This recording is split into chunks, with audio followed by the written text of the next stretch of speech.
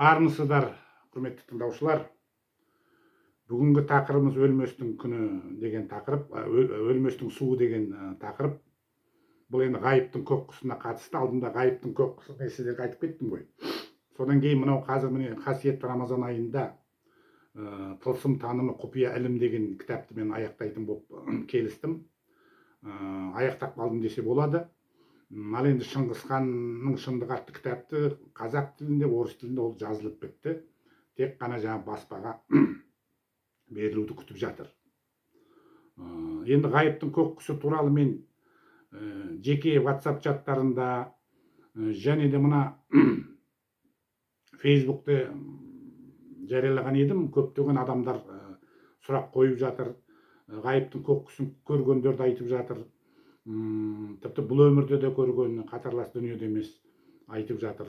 Түсінде көргендер туралы айтып жатыр. Сондықтан мен мына тылсым танымы атты кітабымыздың құпия ілім, енді орысшасы параллельный мир, тайные доктрины, екі тілде жазамыз.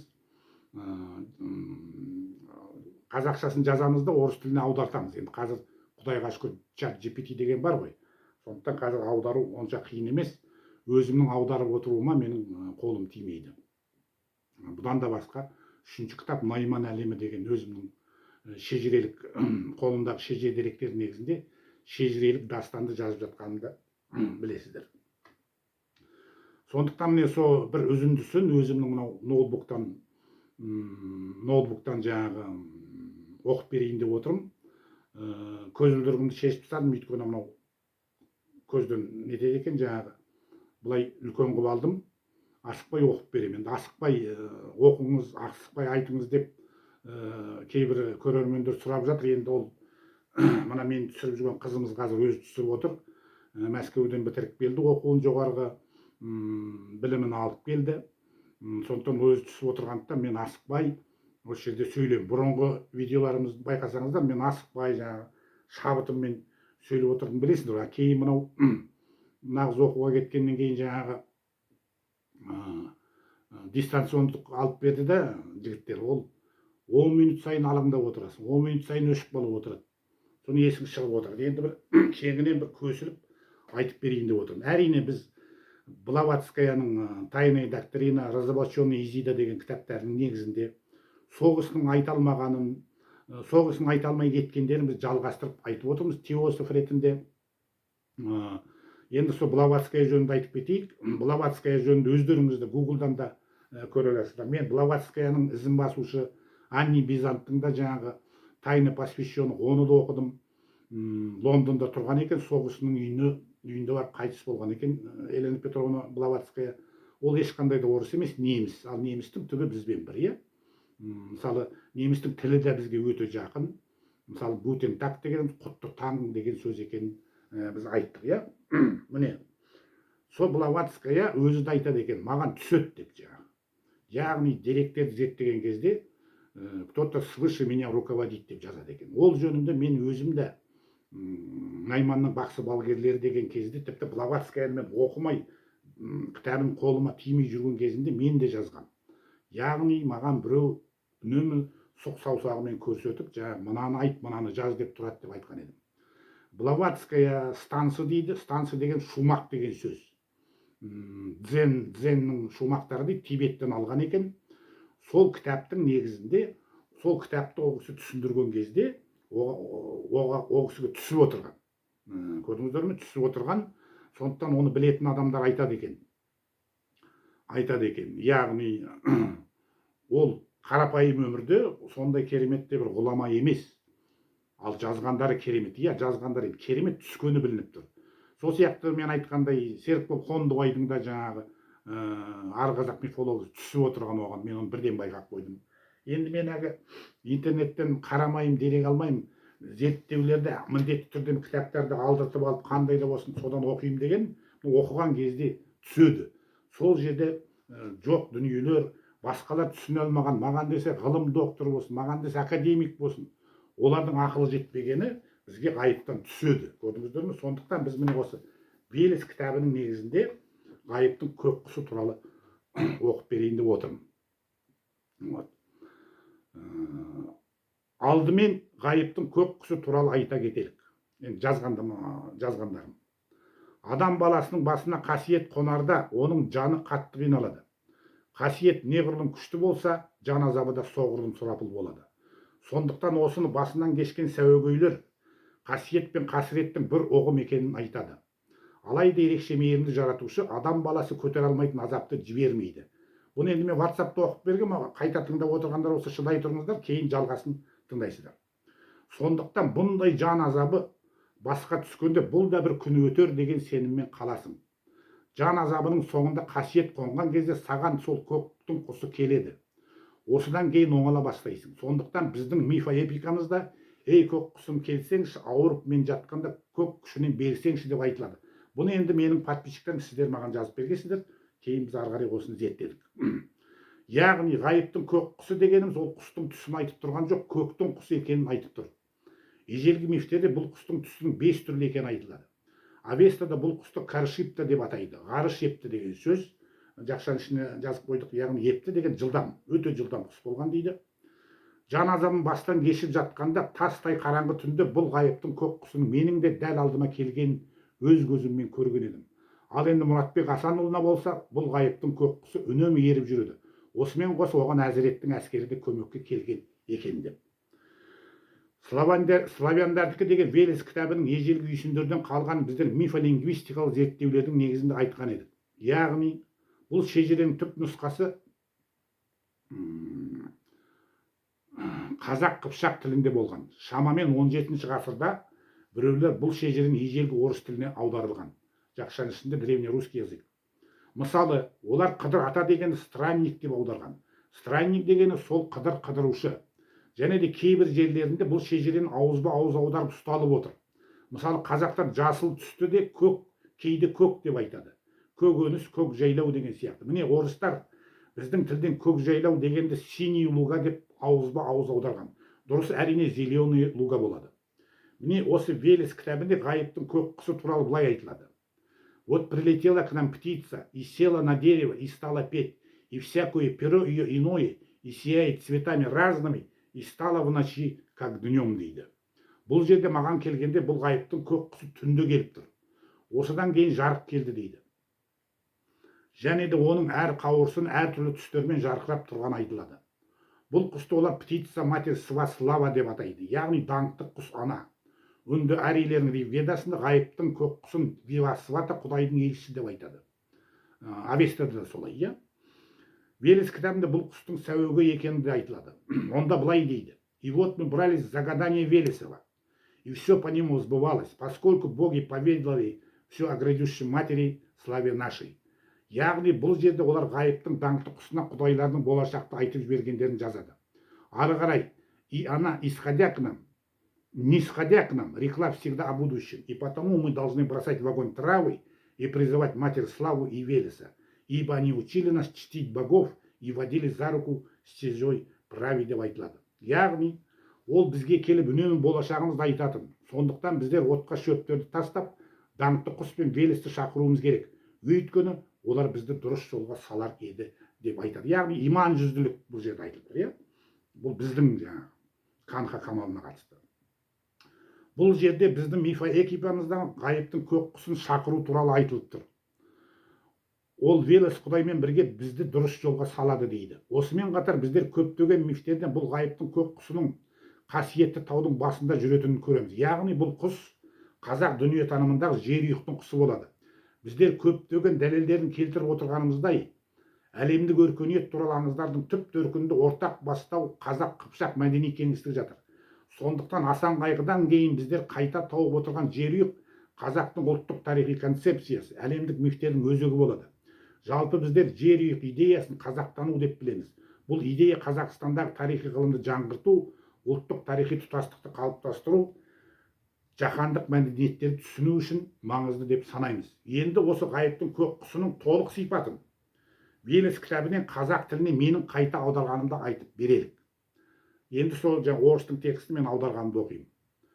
Онда былай деген. Міне, даңқты ана қанаттарын қағады. Ол жауынгерлердің даңқы туралы, қиян кескі ұрыстардағы ерліктері туралы, олардың өлместің суын ішкендері туралы жырлайды. Жақшаның ішінде живая вода. орыстарда аттың жалын құшқандарға пері құс мүйізге толы мәңгі өмір суын ішкізеді. Тіпті қылышпен шабылып асып тасқан бастары ұшқандарға да. Тех, кто потеряли даже буйную голову дейді. Міне ғайыптың көк құсы көріп тұр ма? Анау міне ол екі мүйіз туралы мен сіздерге айтқам, иә. Еврейлер білмейді, рога изобилия дейді. Міне ғайыптың көк құсы жаңағы сол өлместің суын құйып тұр астында. Міне біздің жаңағы Қаршыға таң ба, Шыңғыс ханның бабасының көрсетілген, бұл енді шаңырақтың әспеті екен. Бірақ орыстар кейінгілер білмейді. Бет әлпетін адамдікі деп қойған. Жоқ, бет әлпет адамдікі емес, кәдімгі құс. Мен көрген адам ретінде сіздерге айтайын. Сондықтан біздер өлімді көрмедік, өлмеске ие болдық. Ағайын үшін арқырап тұрды. Бұл таңғажайып әсем жерді сендер әлі көрмедіңдер. Алайда сендер үйсін әскері болғандықтан грек емессіңдер. Сендердің даңқтарың бөлек. Сендер біздің жерге жеттіңдер, яғни жер ұйыққа. Бұл жерде таңғажайып гүлдерді және тоғайды және жайлауды көрдіңдер. Міне даңқты ана екі жақтан қанаттарын қағып, оттай болып жарық шашып тұр. Оның қауырсындардың бәрі әсем, қара, көк, ақ, күміс және алтын түсті сарала. Бұл даңқты ана қанаттарын қаққанда біздер біздің таудың астына тұрамыз. Бұл үйсіннің туы. Енді ең бірінші міне қара деп тұр, өйткені маған келгенде көбінесе қара түсі басым болды, бірақ қызылы бар, жасылы бар, кереметтей болды. Мына Мұратбек Асанұлы да солай айтып тұр. Және де мына несінде, кеудесінде жаңағы сызығы бар екен, жолақ. Күміс па, алтын ба, есімде жоқ. Моншақ сияқты. Міне өздеріңіз көргендеріңіздей, біздің мифоэпикамызда ғайыптың көк құсы осындай болады. Бұл үйсіндердің шежіресінде нұр мен өлместің суы көп жерде айтылады. Мысалы, жер ұйықтағы нұр, яғни партар туралы онда былай дейді. Міне сен келдің, сол сәтте қарауыл саған қақпаны ашады. Сені сонда таңғажайып осы жерге кіргізеді.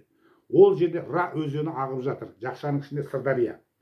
Көктің әз барғысы мен бұл өмірді бөліп тұрған дейді. Яғни көктің әз барғысы деген разделяй сваргу и яв дейді. Яғни көк пен жерді. Яв деген осы өмір, анау қатарлас дүние. Күллі әулетіміз үшін мәңгі тасыған бастау, жазда құмырадан ағады, қыста қатпайды, ішкендерді тірілтеді ол су. Біздер де тірі жүрдік, уақыты өткенше, ақырында өзіміз көктегі жасыл жұмақтың нұрға бөленген жайлау арқылы аттанғанша. Міне, қазақ арасында бір опаттан, ажалдан аман қалғанда су ішкілігі бар екен деп айтылатын осыдан болса керек. Бұл жерде қарауыл дегенді христиандардың бітие кітабында херувим дейді, жұмақтың қақпасын күзететін. Ал енді қазіргі таңда араб құлдар бұл нұрдан шайтан кірді деген лақап таратып, елді алдап жүр. Осыған кейбір жындылар сеніп жүр. Бұл жерде әз барғы мен бұл өмір деген сөз сварга и яв, аспан мен жерді айтып тұр. Рерихке Тибет монах айтқандай, где небо соединяется с землей. Я вот русскоязычным хочу сказать, теперь моя помощница будет зачитывать эти тексты о Шамбале на русском языке, как меня просили недавно в Фейсбуке, чтобы я один день выступал на русском языке, 2 дня на казахском языке. Сондықтан бұны Шамбала туралы бөлек сол қызымыз оқып беретін болды орыс тілінде. Ежелгі мысырлықтардың суреттерінде көктің нұрының жерге түсіп тұрған көріністері бар. Нұр түсіп тұрған жердің астында мәйіт жатыр. Ол шірімеген, бұзылмаған, сол күйінде ақыретіне оранып жатыр. Ол суретті мен сіздерге көрсеттім. Мәшһүр Жүсіптің мәйітінің сол күйінде сақталып қалғаны осыдан. Оны нұрға жерлеген. Шыңғыс хан да Шамбаладағы нұрға жерленген деген аңыз бар. Нұрдың қай жерде екен оған елу чусай айтқан болса керек. Елу дегеніміз жалпы еллей якуттарды біздің елтай деген, елдай, дай деген сөзден бұрмаланған. Бұл жердегі жер ұйықтың қақпасы Қытай деректерінде Теменгуань, Орхон жазуларында темір қапық, Абай атамызды алтын қорған деп аталады. Ра өзені қазіргі Сырдария, көктің әз барғысы дегені нұр, өзеннің оң жағында. Асан Қайғы бабамыз бұл жерді нұрдың қарабайыры деп атаған. Ал енді уақыты өткенше дегені өлместің суының жер астына кетіп жоғалғанын айтып тұр. Осыдан кейін ежелдегі 1000 жыл өмір сүру тоқтаған. Керейдің Алиасқар шежіресінде өлместің суының 3 бұлақтың суынан құралғаны туралы айтылады. Алиасқар әулие бұл үш бұлақтың суы қосылғанда анаңның ақ сүтін көресің деп айтып кеткен.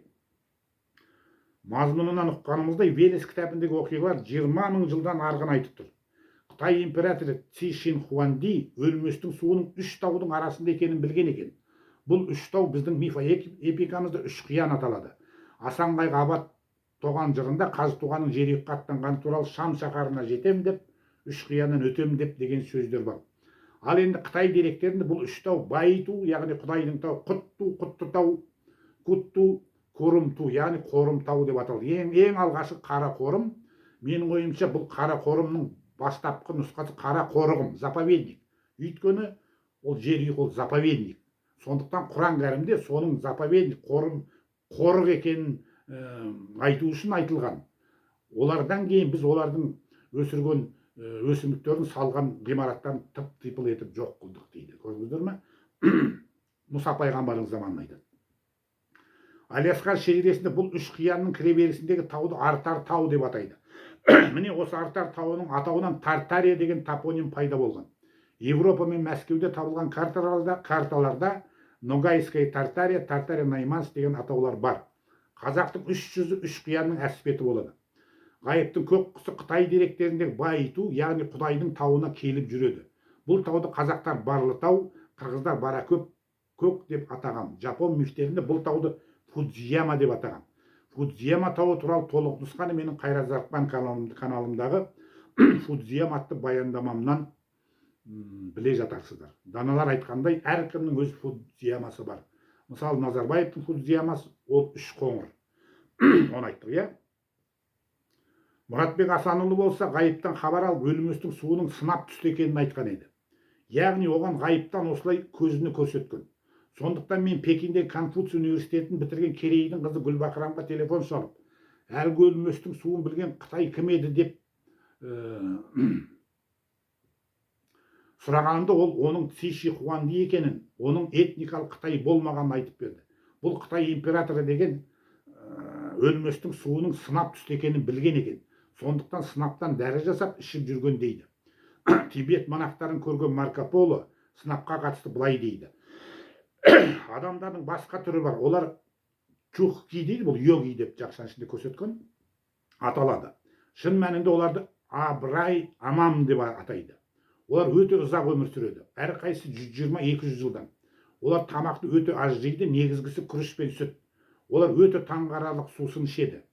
Күкірт пен сынаптан жасалған. Дәріні араластырып ішеді. Айына 2 мәрте әгіден ішеді. Олардың айтуынша бұл дәрі оларға ұзақ өмір береді. Олар бұны бала кездерінен қабылдап үйренген деп Марко Поло жазады.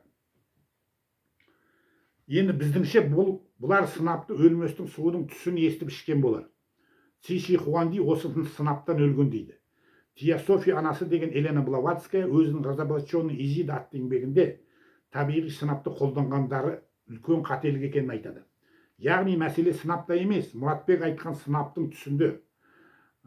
Блаватскаяның айтуынша сүттің шырыны мен күмістің ұнтағын да езіп ішкендер болған дейді. Жұмбақ су туралы Блаватская өзі былай дейді. Біздер Аби Хаят аталған бір су туралы естідік. Ескі нанымдағы адамдардың айтуынша бұл су әулиелерден басқа пенделердің көзіне жасырылған дейді. Оның бастау Аби Хайван И атауымен белгілі. Алайда шындықтан да ықтимал десе болады. Талапойындар бұл құпияны алхимиктер мен миссионерлерге ашпайды. Өйткені бұл шипалық су ақша үшін емес, адамзаттың игілігі үшін қолданылуы керек. Міне сондықтан анау өткенде айтқан Нұрбол Баймұқанның да, сонан кейін мына Мұратбек Асанұлына түскен яшур, яғни жасыр деген сөздерді біз көп нәрсенің негізінде айтпай отырмыз.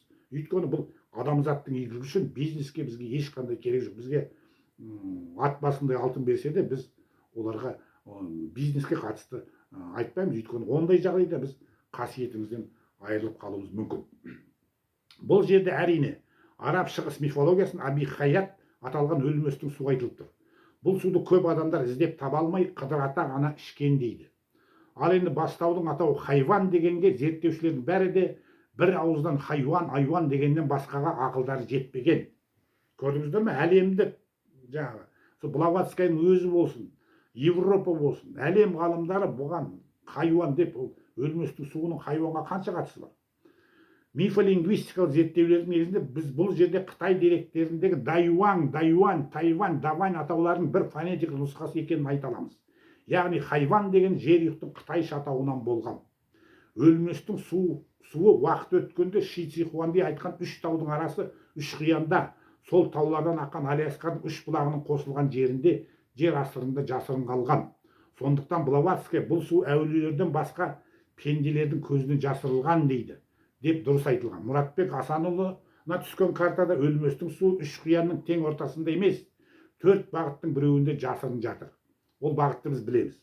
Блаватская дұрыс айтқан. Ғалам құпиялары 21 ғасырдың бірінші жартысында ашылады. Бұл жолда ең алдымен бізге жақшанышын оқы қазақтарға жерұйықтың тұрған жері түсті. Асан қайғы тауып айтқандай, Алланың шын көңілімен жаратқан жері. Сонымен мұқият қарасақ, Жетісудан кеттік деген бұл ежелгі үйсін шежіресінен Құран мен Библияда айтылған жұмақ пен жерұйықтың сипаттарын көреміз. Құран кәрім мен Библияда да жұмақтағы сүт пен бал өзендер айтылады. Бұл жөнінде Велес кітабінде ол жерде Зимун сиыр жасыл жайлауға шығып шөп жеп, сүт бере бастады. Сол кезде оның сүті тіпті аспанға атып, түнде бізге жұлдыз болып жанды. Міне, оның көзіне ғайыптан Қыдыр, жақшанышный странник, көрініп оған айтты: сенің ұлдарың бөлек жерге барсын, таңғажайып жерге, күн бататын жаққа, оның алтын тақта ұйықтайтын жеріне.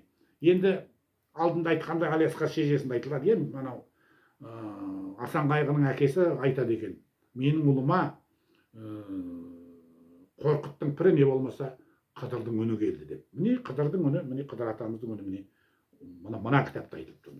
Орыстікі деген, бұл ешқандай орыстікі, бұл біздің кітап. Сонда оның екі ұлы күннің бататын жағына барып келіп, ол жақта көп кереметтер көріп, көп емдік шөптер көрді. Содан кейін әкесіне қайтып келіп, ол жақтың таңғажайып жер екенін айтты. Көптеген ру тайпалар сол жолмен барғысы келді. Олар сонда Өседенге келіп, оны Ари әке атап, оның ұлдарын барлық тайпаларға басшы етті дейді. Содан кейін Ари әке оларды теңіз жаққа кетті. Бұл Құндыздың қара теңізі, қашаған айтқан. Оның алдында Тандыр Кекпен ұлы шөл болды. Бұл Мырза шөл.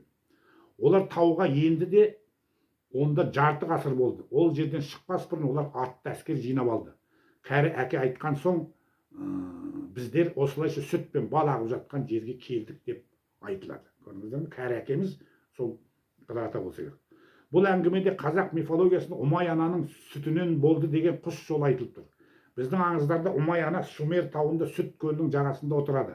Оның сүтінен сүт жолы ағып жатады. Орыста бұл сүт жолын Половецкая Млечная дорога, Млечный путь деп айтады. Яғни қыпшақтардың сүт жолы деген сөз. Қыдыр ата дегенімізді олар странник деп аударған. Кәрі әке дегені де Қыдыр атаны айтқандары болса керек.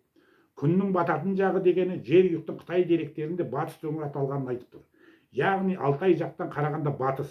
Өседен деген орысша Оседен, парсыларда Кей Оседен, патша Зуевтің деректерін Ашиде, ұмытылған бір қаған деп жазады.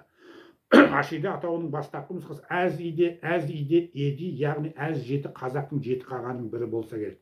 Түрік қағанатындағы Тоныкөк осы Ашиде Оседеннің ұрпағы болған. Ари әке оларды теңіз жаққа кетті деген, ол заманда Алтайдан батыс жақта Каспий теңізі мен Арал бірге болған. Қашаған жырауда Құндыздың қара теңізі, ежелгі теңіз. Тандыр Кекпен шөл деген Алпамыс жырында 40 күндік шөл. Жерұйықтың алдында қазіргі Мырза шөл. Кезінде теңіз болған. Атты әскерді жинап алды дегені қазақ мифіндегі Құланды деген жерде, ол да жерұйықтың бір атауы. Ертөстіктің ағайындарының жылқы көбейтіп жатқандарын еске салып тұр. Құландымыз Жақпар тарихында ат алаң, ежелгі Жалайыр шежіресінде ой аттар алаңы, аттар ойы, яғни долина коня. Айта кету керек, Кентавр дегеніміз Кентав, Кен тауының жері деген сөзден болған. Кен тауы да жерұйық. Орхон жазуларында Отыкен, Найман шежіресінде Кентүп, Тартүп деп аталады. Велес кітабында жер жұмағындағы аруақтар жөнінде былай дейді: кезінде жауларымызбен шайқасқан аталарымызды еске алалық. Енді олар жасыл әз барғыдан жұмақ. Бізге қарап күлімсіреп тұр. Олай болса, біз жалғыз емеспіз, аталарымызбен біргеміз, яғни аруақтармен. Ертең сен өлгенде әз барғының жайлауына кетесің. Көктегі әз барғы сонда саған айтады: сен ұлым сол таңғажайып мәңгілікке бар. Ол жерде сен өзіңнің атаң мен әжеңді көрерсің. Олар сені көргенде қуанып көңілденіп қалады. енді олар сенің мәңгілік өміріңе қуанатын болады. Жалған дүниеде сендер күл болып, ауру мен азапта едіңдер, енді жан тыныштығында боласыңдар деген екен. Міне, арғы қазақ мифологиясының автор Серікбол Қондыбай марқұмның арғы ана қонысы біздің ата бабалар аруақтардың мекені деген осы болады. Яғни еврейлердің жазбаларын жер жұма Ган Едем, ол жер бетіндегі арғы ана қонысы біздің жер үйік. Қоңыраттың қоңыр сопысының біз аспанмен басқарыламыз, жерге бейімделгенбіз дегенін дұрыс түсіне білу керек. Құран кәрімде сендер жердің шегінен шығып кете алмайсыңдар деп айтылады. Демек, жұмақ, яғни ата бабалар аруақтарының мекені жерде. Еврейлердің Ган Едем дегені біздің тілден қан әдемі, әдемі кеңістік деген сөз. Бұл кеңістік жөнінде Серікбол Қондыбай. Қан сөзінің проформасы болған қан, бүгінгі қазақ тілінде айтылу қан сөзі кеңістік. О бастағы ана құрсағы түпкі кеңістік дегенді білдіреді. Қан ана құрсағы немесе ұлы ананың өзі деген еді. Яғни оған түскен бұл осы сөздер. Қанқа деген қанғал арбалы деген сөз. Қазақтың тарихы осы қанқадан басталады. Яғни Авестада айтылған көшпенді арийлердің иман жүзінділер қамалынан басталады. Олар жөнінде тарихта они были благородны даже в войне деп айтылады. Верес кітабындегі постезе прави дегендер сол тек иман жолмен жүрдік деген сөз. Жалпы әз барғы, барлытау, барак көк, барғаны, Шам өлкөсі, Шам шаһары, Шам бала, Кан хабар, Ергенекон, Ган Едем, Атлантида тәрізді көптеген мифтік топонимдер бір тарихи негіздің түрлі халықтардағы атаулары болады. Бұл тарихи негіз ол қазақ дүниетанымдағы жер үйік. Бұл жер үйік ең алғаш көк орай шалған болғандықтан, осы орай сөзін орыстың жұмақты рай дегені қалған болса керек. Жер үйік адамның төбесіндегі сияқты жер шарының орайы. Біздіңше жоғарыдағы Верес кітабындегі әңгімелер сәуегейлердің айтқандары болса керек. Бұл сәуегейлерді орыс тілінде контактер деп те атайды. Яғни жоғарымен байланыстырушы деген ұғымда. Тайный доктор, яғни құпия ілім туралы кітаптың авторы ұлты неміс Елена Блаватская да контактер болған дейді. Яғни жоғарғы парасат ол арқылы адамзатқа рухани білім жөнелткен. Блаватский өзі былай деп жазды. Өзіңе белгілі болғандай, мен есейген шағыма дейін оқымаған қараңғы едім. Сонда қалайша енді күллі ғылыми ортаға таңғажайып білімдар болып кеттім. Феномен учености. Өзің ойлашы, мен бұрын химиядан да, физика мен зоологиядан да надан едім. Енді осы жөнінде диссертациялар жазамын. Блаватскаяны таныған көптеген адамдар оның күнделікті өмірді кереметтей өресі биік парасатты интеллектуал болмағанын айтады. Ал енді жазғандары ғаламат. Демек, ол өткінге берілген кезінде бұл жазулар оған түскен. Өткінге берілген дегенде біз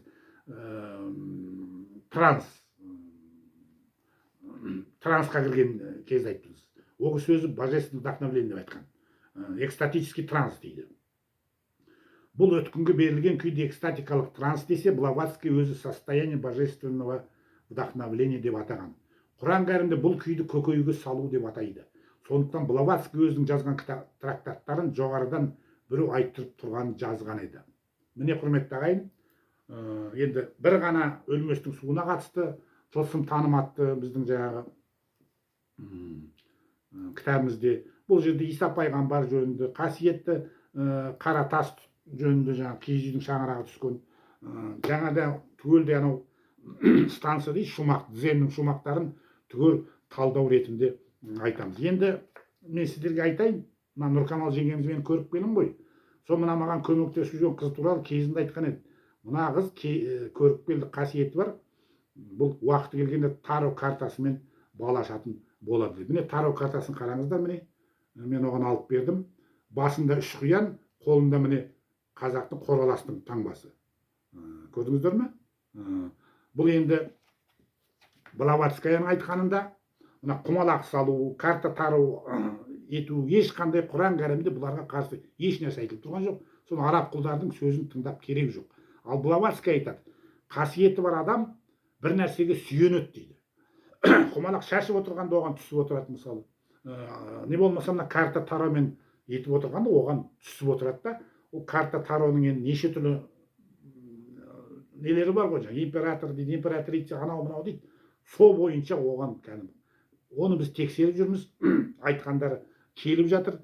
Сондықтан бұл жерде ешқандай жаңағы шірік деген әңгіме болмау керек. Құран кәрімде құмалаққа қатысты, құмалаққа қатысты ешқандай лағнет айтылған жоқ. Тек қана үнемі айтатындай ана жеті жебемен бал ашу, өйткені ол жребий, ол бал ашу болмайды, ол уже надандық болады. Сондықтан көріпкел де болады, көрген де болады, тек жазу болмайды. Яғни бұдан басқа пайғамбар болмайды ақырғы пайғамбардан кейін.